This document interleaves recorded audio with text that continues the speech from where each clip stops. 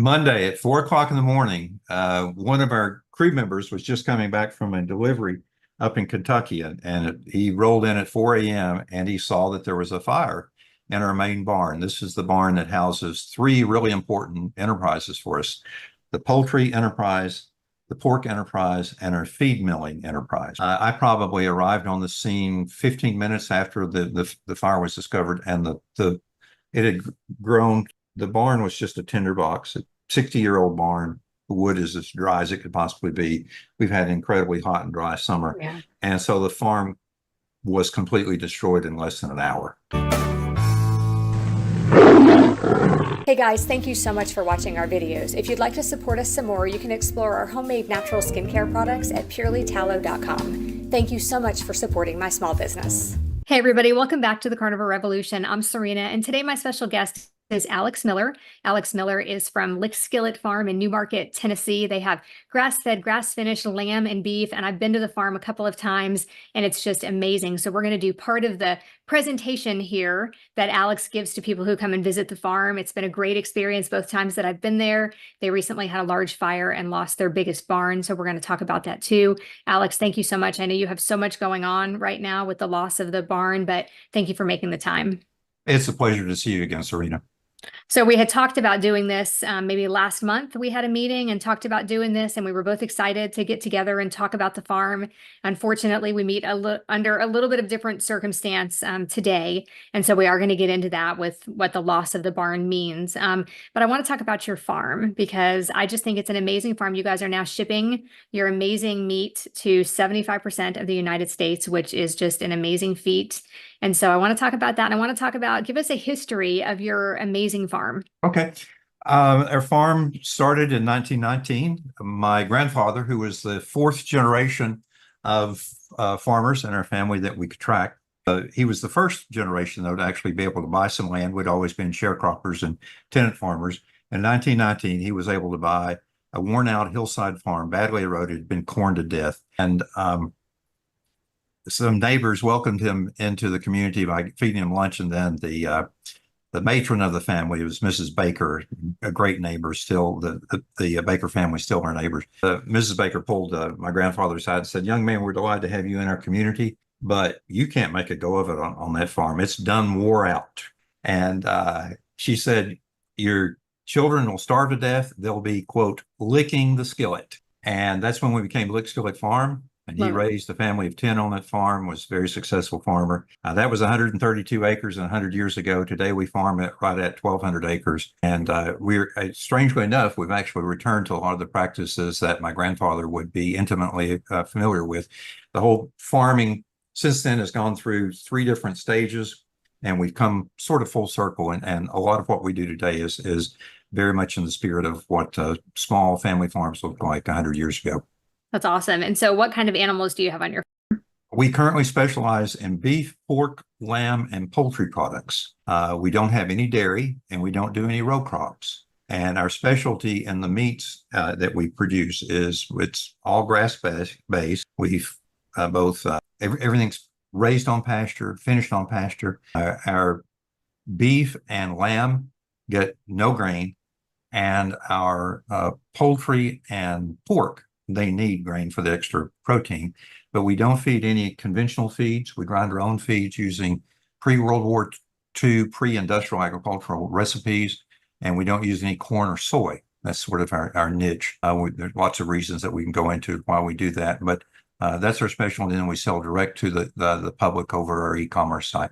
Okay, so why is that with the feed? Yeah, well, a couple of very different reasons. One is, for us, it's an environmental commitment. We think that there's a lot of damage being done environmentally through the very intensive big ag approach to raising corn and soy. Those are genetically modified to be able to withstand a barrage of treatments with chemicals and that sort of thing that we don't think is good for the environment and probably not good for our food system either.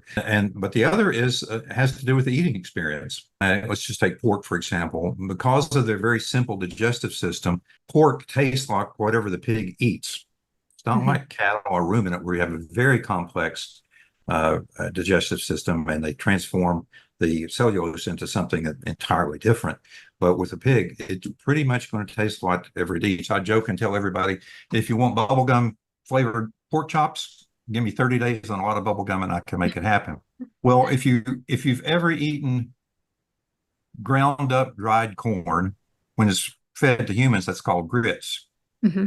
Grits don't have a lot of flavor to them. Mm-mm. If you've ever eaten ground up soy, that's called textured vegetable protein, it doesn't have any flavor to it either. Mm. Well, imagine that you're feeding those two things more or less exclusively to your pigs. What do you expect that pork chop to taste like? Mm-hmm. It's not going to have much of a flavor profile at all.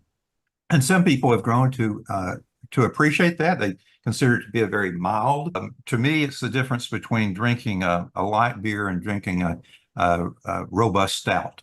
What we're producing is that robust stout. And it's not for everybody. If you really Mm-hmm. like a mild flavored, bland sort of eating experience, then eat what's commercially available. It'll be very mild tasting, very bland tasting. But if you want something that really excites your taste buds, no corn, no soy will make it happen. As an alternative to corn and soy, we use peas and barley. Those are our Mm-hmm. two feeds, and both of them have a much richer flavor, sweeter flavor, nuttier flavor. We also finish our pigs in the woods. That's a very slow and expensive way of doing it, but they pick up flavors from the woods that they would never get living on concrete. So we do a lot of things differently, and it's all about trying to provide our customers what they want. Well, that's one of the things that makes your farm so different and what made the experience when I was there just such a nice experience because yes, you're raising the animals to sell as meat and for people to eat that, but you also care about the animals. So let's talk about the difference between how you raise your animals versus conventional big agriculture, like the way the cows are kept and the way the pigs are kept. Sure. I've been in there. I've seen your pigs. I've seen in the barn those sweet little pigs running around and then the giant pigs that were in there. I mean, you just had such a great setup there. And I love the animals actually, like the animals seem happy. You look at your dog sometimes and you think, oh, my dog seems happy. And you have an amazing dog, love your dog. And so, you can tell when your animals are happy, and it's the same way on a farm. Like the animals on your farm just seem happy. Well, we want them to. We, as a family business, we operate with a very strong set of values. And one of those values, it sounds a little bit funny when we say it, but the way we express this particular value is that animals are people too. Now, we don't literally mean that, Yeah. but the idea is that our animals are sentient beings and they're due a tremendous amount of respect. They come into existence and live for one purpose, and that is to feed us. And so we think we owe them the very best possible life while they're here. And we spend a lot of time and effort on animal husbandry. It drives our cost up, Mm-hmm. but we still think it's the right thing to do. And our customers think it's the right thing to do. It's just it's a different mindset. If animal welfare doesn't matter to you, then there's no reason that you should spend money supporting a farm that emphasizes animal welfare. And you can buy industrial produced animals that are raised in a factory-like setting. And the opinion of myself and many others is that they don't have the same quality of life. It's possible to buy, let's say, chickens, for example, that have essentially been hatched into a cage. They'll live in the cage their entire life, and then they'll be removed from that cage only to be killed. That doesn't seem like much of a life. The ones that really matter to us the most, just because they're so intelligent, are pigs. And I simply couldn't be comfortable raising pigs in a conventional commercial installation. It doesn't, as Joel Salatin says, it doesn't allow the pigs to express their pigness. And they really become just an object to be manufactured. And I don't think that's what life is about. Mm-hmm. So we actually are inspected by a third party, Earth Claims. They come and look over our operation, and specifically as it relates to cattle. And every 15 months, we're inspected to make sure that we're adhering to the highest possible standards for humane treatment of our animals. And it's a very serious concern for us. So you'll never see any animals here that are caged up and confined. They're always out on pasture. It does drive up the cost, but if customers want that, then that's what we want. It's a good fit. Yeah, I love that because although I'm a carnivore and I eat almost exclusively animal products, I have a hard time with and I'm probably going to get pushback from this. People are going to give me a hard time, but I have a hard time thinking about it being an animal when I'm eating it. It's just always been that way for me since I was a child. It's just hard for me. Yeah, I don't like the taking of a life, but I right. do believe it's what's healthiest for me. I do believe that God put those animals here for us to eat them. I think we're supposed to treat our bodies like a temple. And I think the best way that we can do that is to give ourselves the most nutrient dense foods on the planet. And one of those just happens to be beef. Eggs are extremely nutrient dense. Pork is like all of those animals, all of those meats are so nutritious that I don't think we should deprive ourselves of those because of how we feel about the animals. And that is really hard for me. I get emotional sometimes when I think about it. If somebody says something about it or makes an animal noise that relates to the animal that I'm eating, I can't finish eating. I'm just really funny about that. So it makes me a little bit emotional. And hearing you talk about your animals makes me extra emotional because I do feel like we should give thanks to those animals and we should treat them the best, give them the best treatment that we can while they're here because they are doing us a favor, ultimately Right. not by choice. They're sacrificing their lives though, so that we can be healthy and we can be fed and we can be nourished and we can be strong and build muscle. And so I think that's so important, but I love that you guys care about the animals and I love the way you treat them. Yeah, I share your concern about it. I'll give you an example of how that plays out here. We're such animal lovers here. Everybody works here. You can't work here if you're not an animal lover. Mhm. You just wouldn't be comfortable. And many people ask us, well, why don't you do your own processing? We don't butcher our animals, with Okay. except we sometimes butcher chickens, but for the most part, we don't do that. Mhm. And the reason is that we don't have anybody on our team that wants to wake up every day and say, hot dog, it's going to be another great day. I get to kill animals. That's not what we're about. So there's none of us who work here are comfortable with the killing of the animal, Mhm. but we are very comfortable with the idea that um, we're designed to eat meat, and our responsibility as a producer is to provide that meat to our customers in the most moral and ethical, animal-friendly way that we possibly can. And that leads to some pretty extreme measures. Back when we were first starting out and we were smaller, we would sometimes have a single animal that needed to go to the butcher. And if it was a pig, we never sent a single pig to the butcher. We always sent three. And the reason we sent three, even though we were only going to butcher one, is pigs are social animals. They don't want to be alone. And so we wanted to send three out. The reason we didn't send two out is if you send two out, then on the ride home, the one that didn't get butchered was going to be alone. So we always wanted to have another pig there. That's economically, that's crazy. But there's a lot more to farming and a lot more to being a consumer than just economics. And we want to work with customers who understand that. I just think that's amazing. It's got me a little bit choked up thinking about that process and that I I love the idea, even though it costs you more, I love the idea that you don't have anybody on your team that feels like they want to do that, and I know that, I mean, in an extreme life or death situation, I probably could do it, if I absolutely had to, but I don't want to have to do that. And I just love the idea that your farm loves the animals so much. Like that just says so much about your farm. Not that it's bad for the people who do that as a job. Not that that's No, a no, bad no, no. thing. Those people are heroes to me. Right. Yes, somebody Yeah, has to do it. right. But I love the idea that on your farm, there's nobody there that says, I can't It's wait. not us. We actually, when we studied this, we tried to imagine, well, what if we began every day with a devotion, paying respect to the animals that we're going to butcher that day? And we thought that would be a good step in the right direction. We also said, okay, maybe we'll have restrictions that no one can operate in the kill box more than a certain number of hours or a certain number of days a week or something. And we just couldn't get our head around it. Even though we tried. And so the folks that do that and understand the role they're playing in the food chain, they're very much heroes for me. Yeah. It's an invaluable service that they provide that not everybody could do. Yeah, absolutely. And so you vet those people too, right? The people that you take your animals to, Absolutely. you know that they're doing it the most humane possible way, right? I just spent, let's see, I guess it was last Wednesday watching some sheep and some pigs be processed just because I wanted to be able to say, I've been there, I know what these people do, and it's as good as it gets. I think that's awesome. Okay. So we're moving on from the emotional part for me because I could Okay. just sit here and cry and talk about it all day. All right.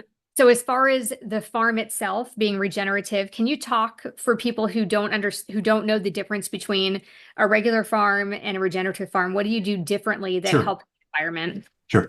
So, starting around World War II, we began to industrialize agriculture, and we treated it very much like it was a mining operation. We said there are resources in the ground, basically in the topsoil, that we're going to extract and turn it into food. And it's a very extractive approach to agriculture. That's what it's called, extractive agriculture. At the same time, we said we're also going to apply the miracle of modern medicine to agricultural production of animals. And that's when we began developing vaccines and antibiotics that are in very high use in the United States. That we're off the charts compared to any other nation on earth in their use of those things. And it was a big business, a big ag, an industrial ag approach to producing safe, low-cost food for masses of people. But it had a toll, especially on the land. And after a while, we realized, oh my goodness, we're turning our soil into dirt. And the difference is that soil will sustain life. Dirt doesn't. Dirt becomes just a medium to hold and transfer synthetic fertilizer if you're not careful. And then suddenly you begin to have a really detrimental impact on the environment as you try to get more and more out of soil that has less and less in it. So we moved from extractive agriculture to sustainable agriculture. And sustainable agriculture was, let's just try to hold on to what we've got.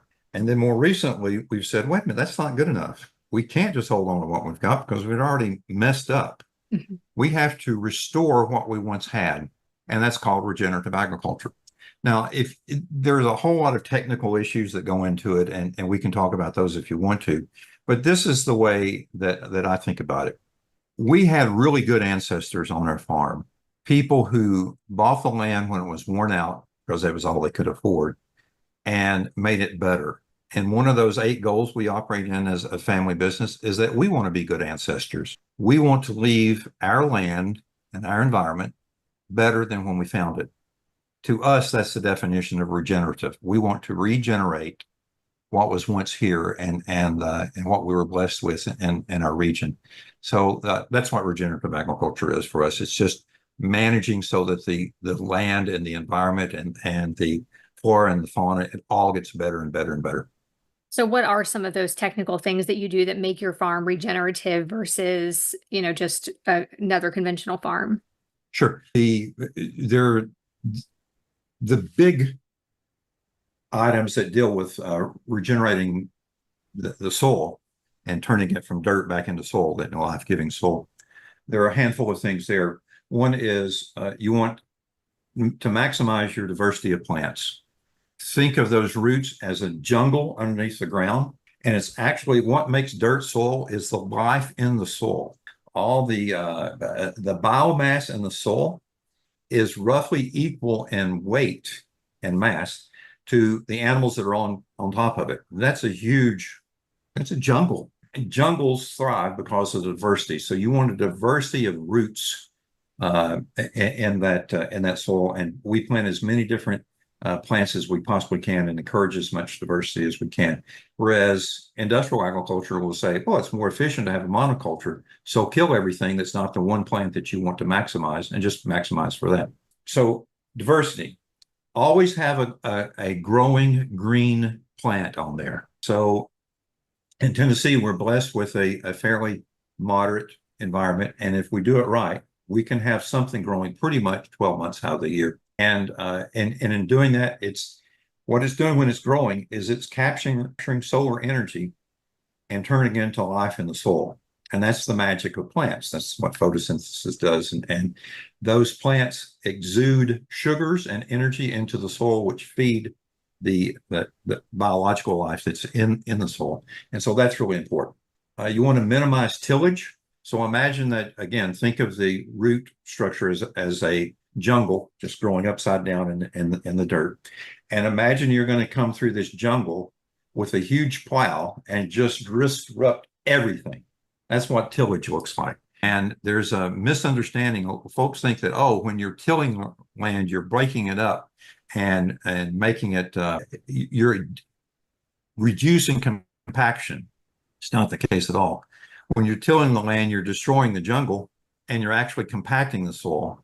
If you ever look at a road crew, for example, they will take farm tillage equipment and run it over the ground to compact it, to make a good road bed. Somebody's wrong here. Either it's good to make compacting to make a road bed, or it's good to break up the soil and reduce compaction.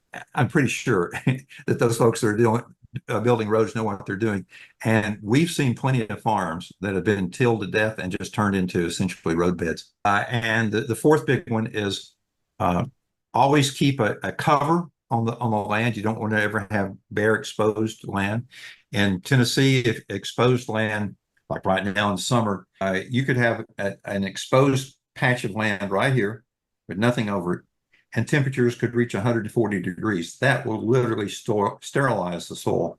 Where if it's growing under a plant over here, it can be very moist and cool, and it just makes a huge difference in that plant life. And the fifth concept is integrate livestock. And we know that livestock is incredibly important to circulating nutrients and providing the right kind of disturbance. Even the saliva in an animal's mouth is good. It encourages soil health. So we've got to have livestock on that land. And the idea that we're going to improve the environment by removing livestock is just very ill-informed.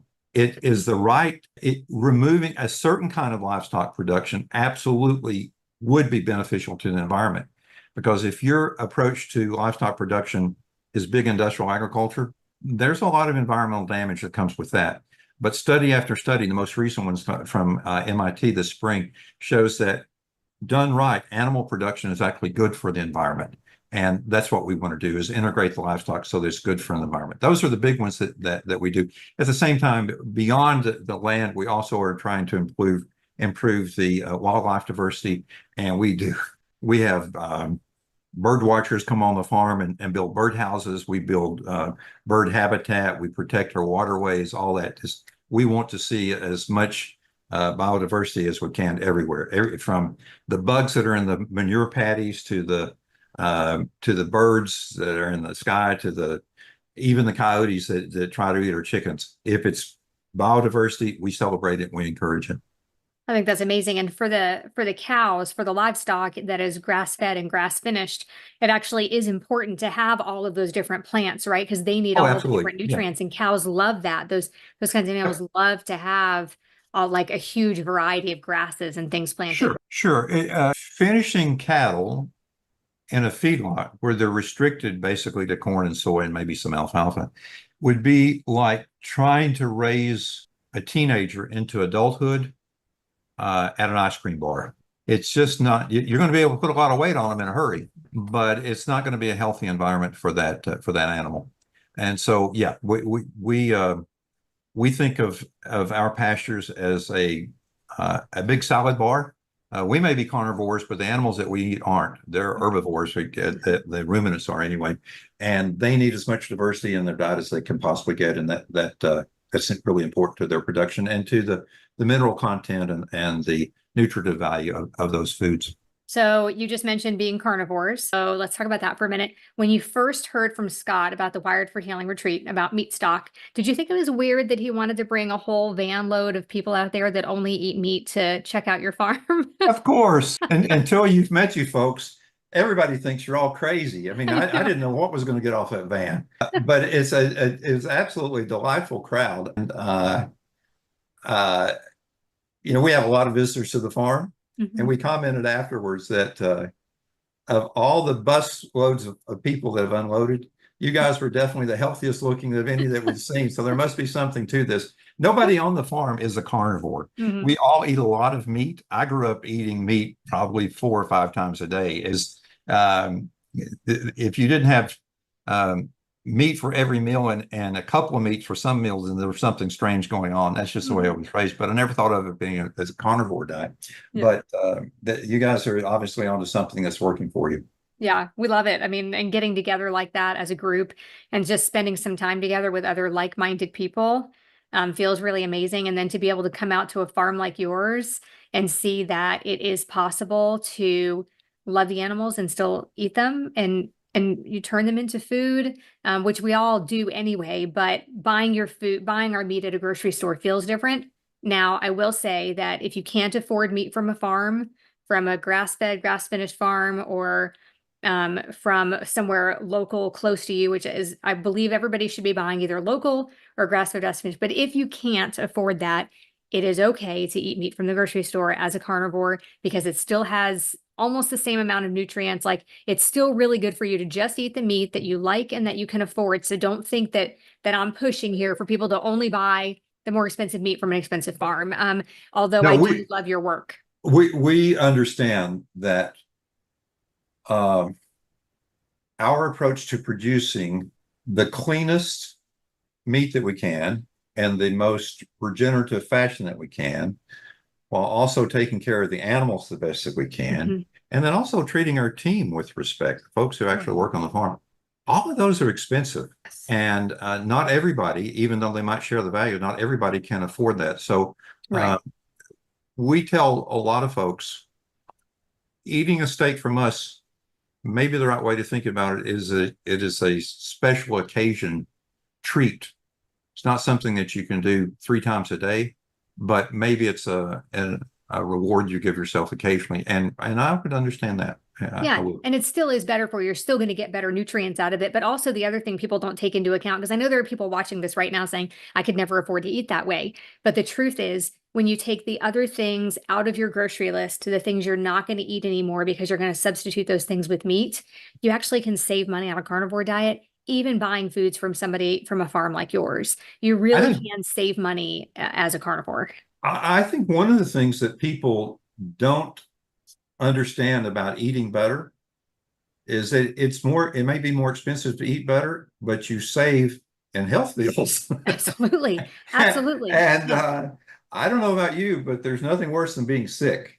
And I'd pay a lot of money to avoid being sick. And we know that diet is the most important medicine that we put in our body is what we eat. So I think there's a lot to think through there before you say, I'm going to eat food that's not as good for me, but it's cheaper. That's a trade-off that shouldn't be taken lightly.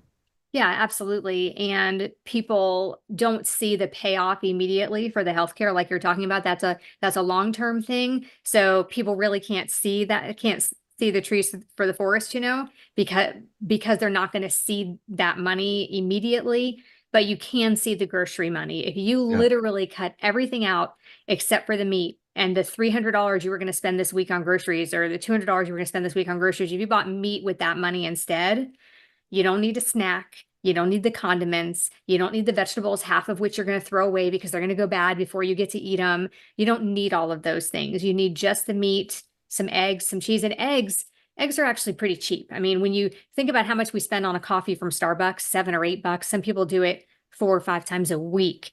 If you had eggs instead, you could eat a dozen eggs for the amount of money. A dozen really good pasture-raised eggs, maybe more than that, maybe a dozen and a half, depending on where you buy them, for the same amount of money you're spending on that coffee from Starbucks. Yeah, we have folks that say, and it's so expensive. We have folks regularly that will say 50 cents for an egg. That's ridiculous. While they're eating a $2 candy bar. That's exactly right.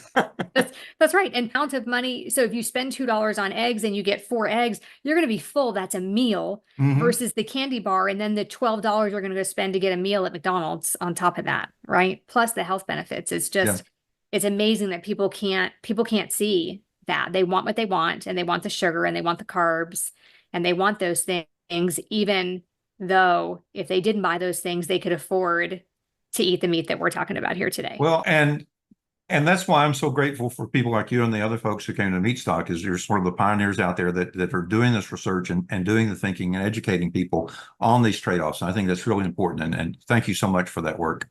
Absolutely. And thank you for taking the time with us today. So we have a couple more things I wanted to go over.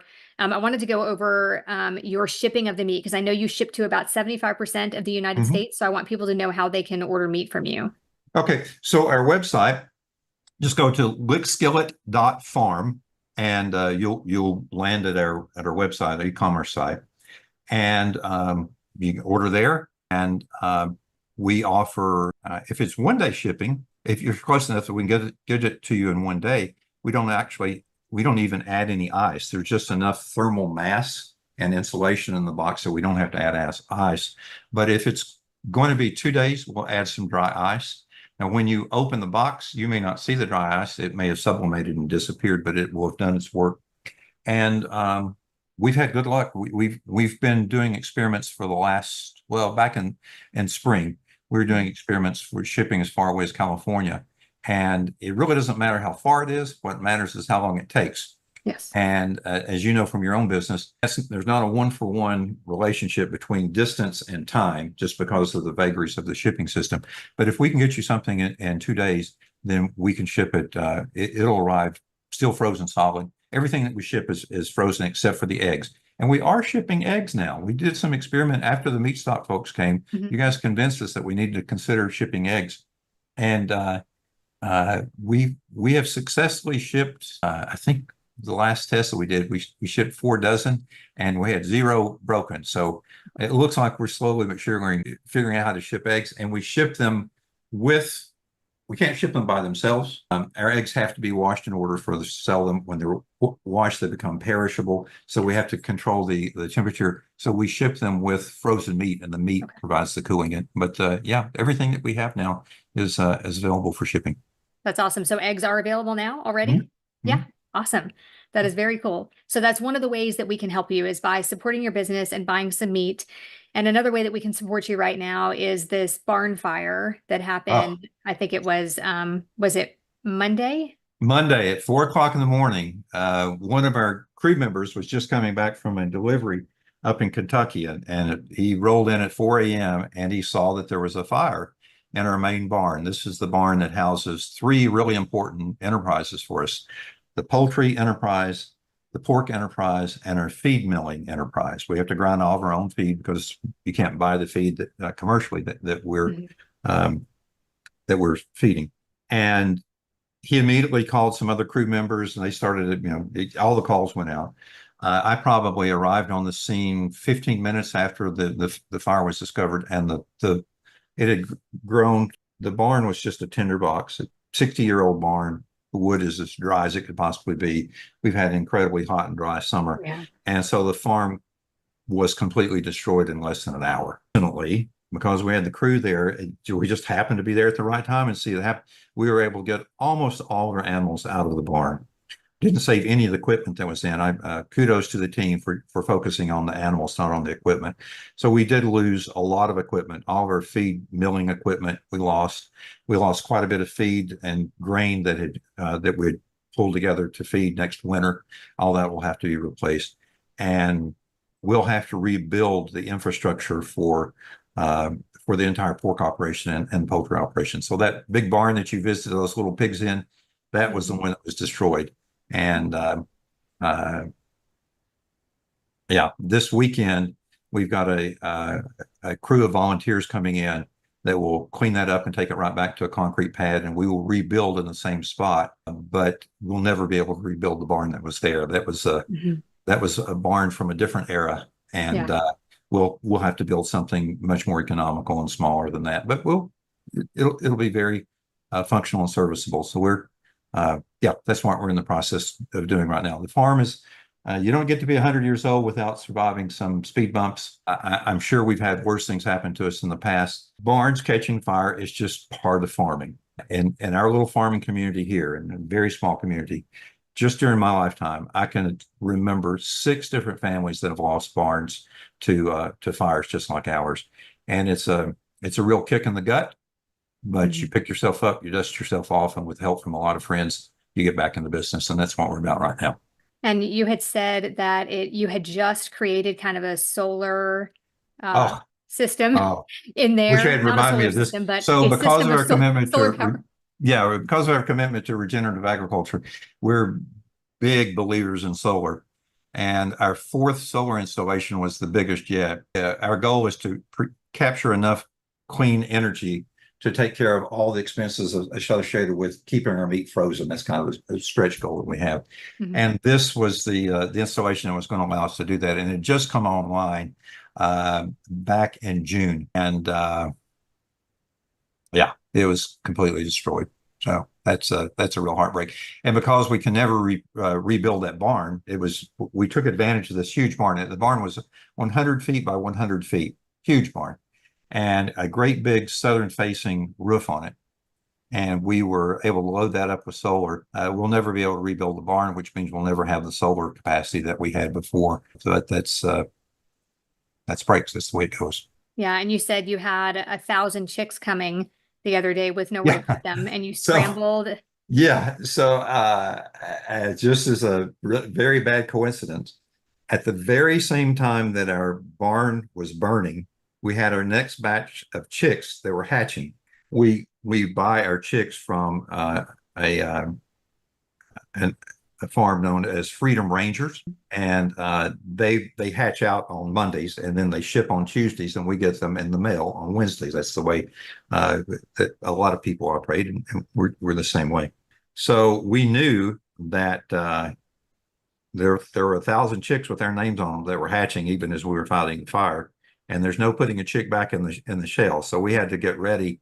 We completely lost our brooders, which is the area that the chicks would go in. For the first 40 days, we had to provide the safe environment for those chicks, just like the mother hen would normally.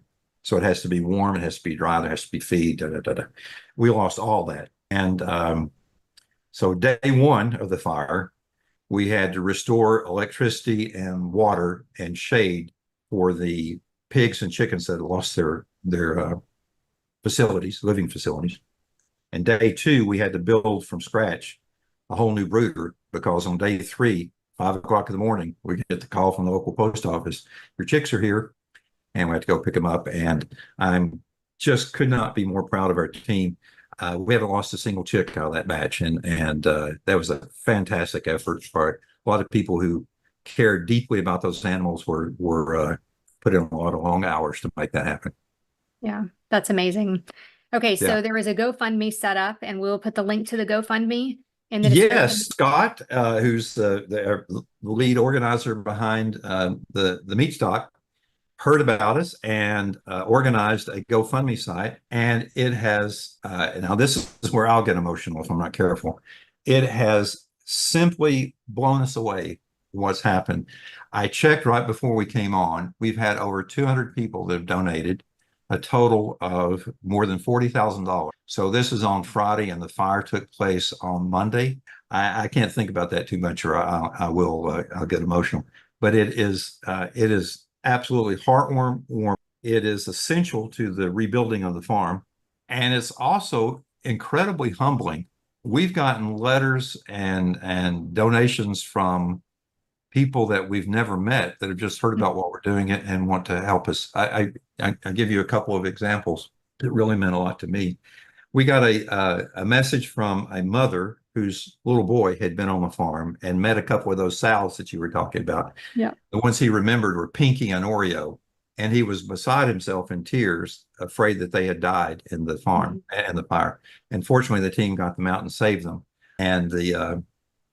And his mother wrote and said, "Thank the Lord you saved those two pigs. My son had never been there." Well, growing up on a farm, you just don't think about the fact that it might mean something to somebody else. You sort of take it for granted. But obviously, this farm has touched a lot of people, and that little boy was one of them. The other one that's a really special thing. So when my grandfather bought the first land, what is now Skillet Farm, I got to work to keep it together here. That first winter, Mr. Harper, a neighbor, showed up with a load of hay and said, "You're going to have a tough winter. Here's a load of hay." And the very first contribution to the farm after this fire was a neighbor who called up and said, "Hey, I've got a load of hay I want to bring you." That's awesome. What are the chances of that? With neighbors like that and with friends like you and others, we've got to rebuild. The farm means too much to too many different people. Mm-hmm. So that's what we're about right now. Yeah. It's amazing how much of an impact coming out to that farm twice. It's about 6 months apart.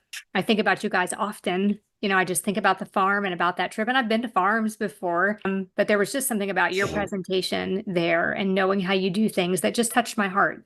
And so I think you have an amazing farm, and we are going to just share the stink out of that GoFundMe and see if we can help you. I know you have some insurance. Well, we want to pick up that slack. We've had some really creative solutions that have been proposed. We've got there's a local produce stand that said heard about our pigs being without shade in this temperature and said, "We're going to send you a load of nature's Gatorade," and he sent us a load of overripe watermelons. Awesome. And of course, the pigs loved them. Mm-hmm. And he said, "Well, if that's going to work, here's what I'll do. I'll call all my suppliers and tell them that as they have produce that gets overly ripe, if they'll deliver it to us, we'll deliver it to you." It's amazing. That's some pretty creative problem solving right there that we had nothing to do with, but I am just so grateful that people are doing this. Yeah. This morning, we got a message from a lady that had heard about it. And she said she was a widow and she still had her husband's tractor, but she would like to give us his tractor. Yeah, exactly. Wow. And so what do you do when people are being that generous? You just say, well, okay, we got to earn that sort of commitment and do our best. And that's what we'll be about. Yeah. You say thank you. That's how you do it. You say thank you as many ways as we possibly can. And one of them is to get back in business. So that's our first call to everybody was to tell our key customers, hey, we're still in business. We're going to keep doing this. We'll take care of you. And we're doing our best to make sure we do that. Well, I think you're amazing. I think you're handling this whole thing amazingly well. And I hope that we can help get you over this hump and keep your business thriving like it is. Thank you so much for that. I appreciate all the support you've given us. Absolutely. Thank you, Alex. This was really a pleasure. All right. Nice talking to you. And thank you so much for watching. We'll see you next time on the Carnivore Revolution.